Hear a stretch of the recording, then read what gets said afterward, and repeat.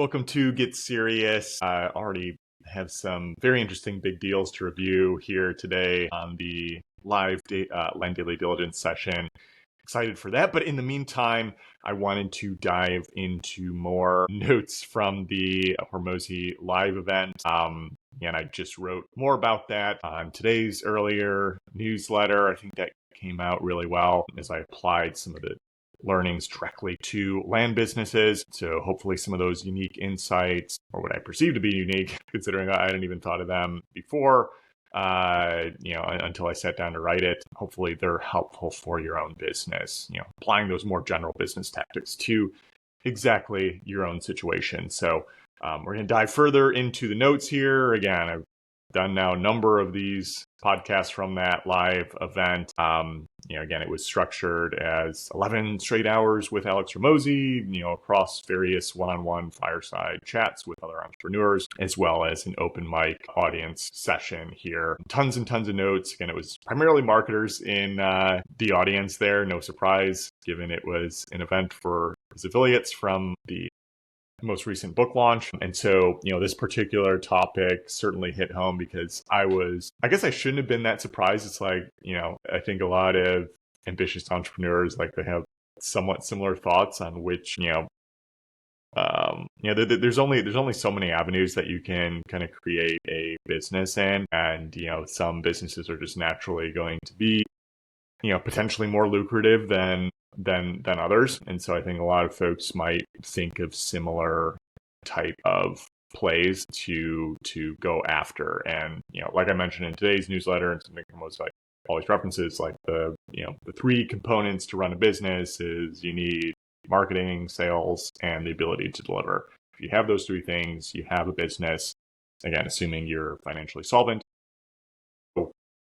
With that in mind, there were a number of entrepreneurs who were just thinking, I have a coaching business, I have an info product, I have an agency, or just like running a larger affiliate business, and they wanted to create a software around whatever core product they had, particularly utilizing, these new AI coding techniques, and, the cost of development, engineering cost, like it has just steadily gone down since, the advent of, Quad Code and, Codex or something on the OpenAI platform.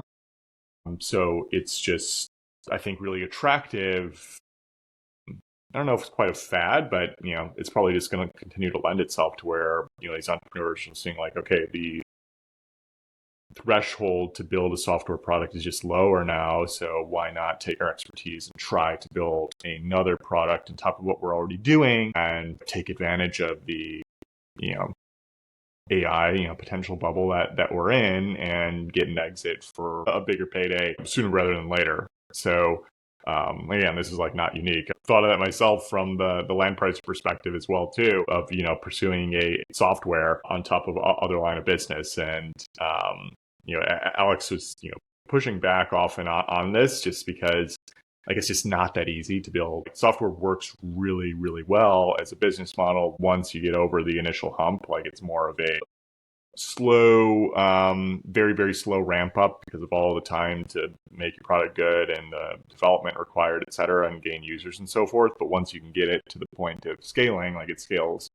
very, very well. So you just have to be aware of those that type of business paradigm versus like an info product or, potentially a, service business where it might be more linear or, just faster growth compared to software. And, Alex was just mentioning, how often that he's seen that, marketers tend to be bad product people. I've kind of learned that firsthand myself as well too, with just like the skill set that you have to overcome. And that was something, that Alex was mentioning often as well too, is like it typically takes like 5 years in a business to start to understand how the industry actually works and to see all of the kind of moving parts that you need to, address and take advantage of. to really grow your business more. So like jumping into another type of product or even full on industry, sometimes like you have to restart that 5-year process technically. So it's just something to keep in mind. He's like, he just hasn't seen, he's just trying to think of examples of other folks who have done that successfully, like marketers. If they build another product, especially software, at the same time they're doing a business, it's like, yeah, it's just not something that he's seen firsthand, like really ever done. And a lot, not saying like it couldn't be done, because like I can name, my mentor, Ryan Levesque, in the internet marketing space, who built up an internet marketing company, info product, as well as Bucket.io, a software company, and sold both at the same time. That being said, when I saw him recently, he was like, yeah, if we would have just focused on one business, we probably could have even had a larger exit. And he had like a really killer team. 100 people in his organization, like super, super solid, well-resourced. Like it was feasible, it was just not easy to do. So it's like, kind of more to Alex's point, you need to be like pretty special to pull it off. And the fact that a lot of marketers, like they'll focus on, the sales side. It's more like, okay, we're going to build a product, and, whenever they're being marketers, like, okay, how do we get the conversions? So they think it's, building a product or software is much more of, all right, we just have to line it up to get conversions in the door, just orient around sales. But the problem is for software is like the product needs to be good. And so you need to focus a lot more on the delivery of the service and product, compared to just optimizing for sales. And so that's something that marketers just don't get right most of the time. And again, I had to learn this lesson firsthand as well too. Again, I come from more of a marketing background, and yeah, really I fell into like the same trap, like focusing more of, I can kind of leverage the reputation, everything that we've done, just orient around sales. But like, okay, we have to make sure that the product is better than anything else here, and our ability to deliver like has to be paramount. And that's just what so many more marketing oriented entrepreneurs fall prey to when they attempt to build a software. And Alex really pushed back, like, okay, people get attracted to those big dollar signs and possible software exits, etc. But he was really saying, hey, software in and of itself is not valuable. Like software just writ large is not a valuable thing inherently. What is valuable is having a product that has high gross margins, is sticky, meaning like low churn rate, and has a potential viral component. So if you put all three of those together, that's what makes a business very, very attractive from a valuation standpoint.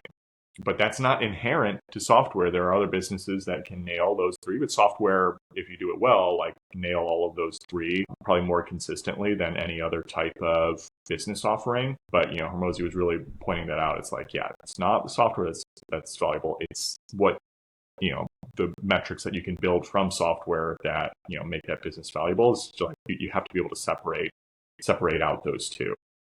And again, he really went back to like, yeah, the only examples he's seen of like bigger marketers that pulled off, larger software exits, like not just, kind of side gig type things. They really had to go all in and, kind of give up their previous businesses. Like he was mentioning, there were a couple examples. I forget the names here, but, one of his marketing friends, done very well, and then like went into a cave basically and like just trained himself on this new software play for like 4 something years. This might have been the guy who started school. I think just like learning the product side, how do we build a platform, and getting through 600 CTO interviews before they settled on a CTO. Just understanding, we need somebody super, super solid for the dev side. Just knowing that delivery was more important than anything else related to that particular business. Like it's just like a sacrifice that a lot of people aren't willing to do. And where, especially if you found some success in another line of business, it's like a lot of people don't want to go backwards with their lifestyle. So if you've already like worked that hard to like earn some type of income and increase lifestyle here, like it usually like sets a new baseline that you're just expecting almost for the rest of your life. Like there's only a handful of folks that are willing to go backwards in lifestyle or risk their current lifestyle in order to potentially see something even greater on the other side. But like a lot of people don't want to risk that. So, and at the same time, it's like you might have, besides lifestyle, is like developed a lot of reputation or expertise and, just kind of the capability in the area of focus that you've had before. But, if you're going to try to build like a software product or get into some other industry, like you have to jump to a lower skill set. Like you start at zero again. And now all of a sudden you're zero on the product skill set that you might have been, an 8 or 9, potentially even a 10 in other areas that you got recognized and paid for. So again, I can very much relate to this with how different software build outs are compared to, running a capital kind of funding business. So, you just have to be able to eat that humility in the meantime. And again, like software and building software product like just tends to be expensive, even with the advent of AI and so forth. Like it's just on average more difficult. You got to try to bootstrap your way in. Again, it's hard to get software companies off the ground. So like you might have to be eating up savings and it just might not work. Like this, there's the inherent risk there. You're going to enter into more uncertainty. So again, Hormozi was like just pointing this out of like, yeah, the guys you've seen succeed do it. Like they had to go into a hole in a cave for years to sort it out, and being willing to, go all in on that venture and, potentially risk again what they had already built and, having to build up from zero again from another skill set perspective. Like it can be done. It's very, very difficult. And that, I think his overall message, like, yeah, it's not as easy as everybody thinks. And I guess I shouldn't have been as surprised. Again, just like given entrepreneurs always trying to find a way to make an extra buck and so forth. But like how many other business owners were at that live event that were just like, yeah, we're running our own business. Let's start software around it, AI oriented, just trying to get an exit and so forth. And it was helpful to hear Hormozi like point out a number of the pitfalls within that. Within that pathway. So then just a couple other things to mention here as I jump into another fireside chat is that, one of the entrepreneurs there was just kind of asking Alex, like where, all the success that he's gotten, was that like more from like internal urgency, just like kind of an inbuilt belief in himself. Like, yeah, it's important, but, by far, he's like, yeah, the main reason he's had so much success is just focusing on strategy, which he defines purely as like prioritization of tackling the core constraint within his business, which again goes back to that Mosey 6, which I've talked about before. It's like, why can't you do more? It's just like relentless focus on that. And he says, he'll talk with his 85-year-old self, and like it usually centers around like that Mosey 6 paradigm. Like, okay, what else can I be doing that doing more of that we're currently not? Like what is that core constraint here? It's like, yeah, the actual blocking and tackling, orienting around priorities is just, that is the primary reason he's been so successful versus any kind of hardcore verve of just ambition for ambition's sake. Like that is important, having a sense of urgency, but like plenty of folks have that, but they just have the wrong, like I think a lot, like most entrepreneurs have that, right? It's just like how many of us just prioritize around the wrong stuff, and we just spin our wheels for years. So I think that was a really relevant takeaway there. And, that kind of is coupled with, where he was mentioning that, most businesses, like they just need more execution, less ideas. Like that's hard. Again, this was a routine thing that came up, and I have to remind myself that constantly. Again, most entrepreneurs, like we're ideas people, vision, and we can do this. Like Alex say, like he'll, even with all the resources that he has, like big company now, like they might tackle like one big idea per year, and we have like way less resources on average compared to like acquisition.com and so forth. So it's like, why not just focus on just executing what you've already got going well for us, just doing more and more and more of that. You don't need more ideas, you just need to execute even better. It's the boring stuff. It's the boring stuff that drives the results. And I know sometimes Hormozi will talk like, okay, hard worker, etc. And he's just mentioning, it's really difficult to understand what consistency means unless you're there with the person being consistent yourself. Like, what does it mean to show up every day at 6 a.m. and work for 12 hours straight, 6 or 7 days a week? Like you can conceptualize that in your head. Maybe you're even doing that personally, but I think that's, when you hear the amount of time like Alex and his team and him and Layla have just put in year after year after year, it's really hard to grasp, just internally, unless again you're actually showing up. And you just made that point, or like same thing going to the gym. Like, what does it mean to be consistent going to the gym? Like, you have to kind of be there to even understand what it takes to show up day after day after day. And he was just mentioning, him and Layla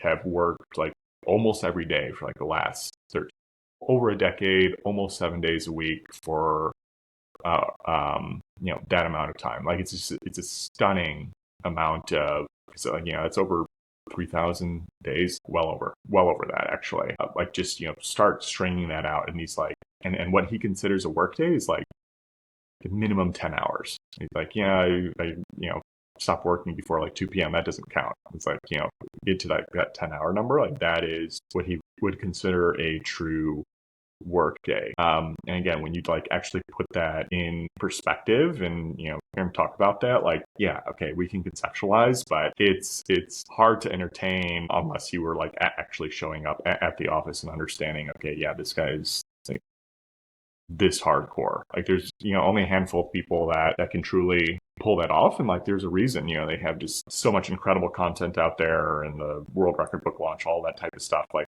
because it shows, right? Like, the work shows just how much more productive him and his team have been over this very extended period of time. Like, if you want these type of results for yourself, like, that's what it takes to do.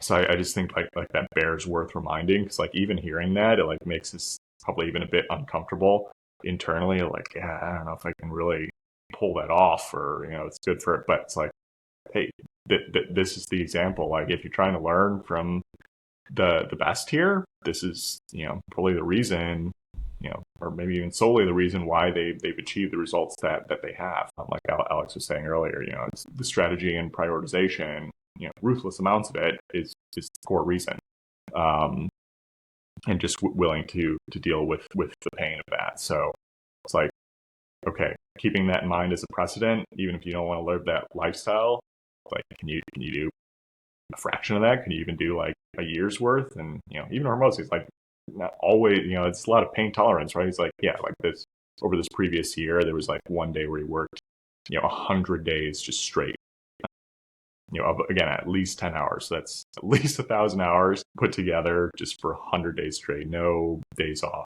ever. Like, that is just, it's a tremendous amount of time. I'm like, again, you really have to put that into perspective for what it takes to be the best out there. That's what the best are doing. So that's what he just mentioned. It's like, okay, what levers can you pull to get any of this done? Like, what are you not doing that other people are willing to sacrifice in order to get those results? Like, you're bound to have other levers that you have not pulled yet, or not considered pulled yet, or just too scared or uncomfortable to pull at the moment. So what do you need to do within your business to get to that next level? Because all of us, if we haven't achieved the results that we would like, it's because we aren't good enough yet. And you just have to be honest with yourself for what it's going to take to get that good, to get to that level. So that's just the name of the game. So that's the end to that page of notes there. Hopefully this one was helpful. Again, I get so much out of that, but just by refreshing what I had wrote down. So looking forward to the next time around here. We're definitely over the halfway point here. There's still some like really more critical insights. Looking forward to it. SeriousLand.capital for any of your funding needs, and Land Daily Diligence Facebook group, like I mentioned. Subscribe and share, everybody. Sign up for Serious News newsletter if you haven't already. Continuing to grow week by week. Take care, everybody. Bye.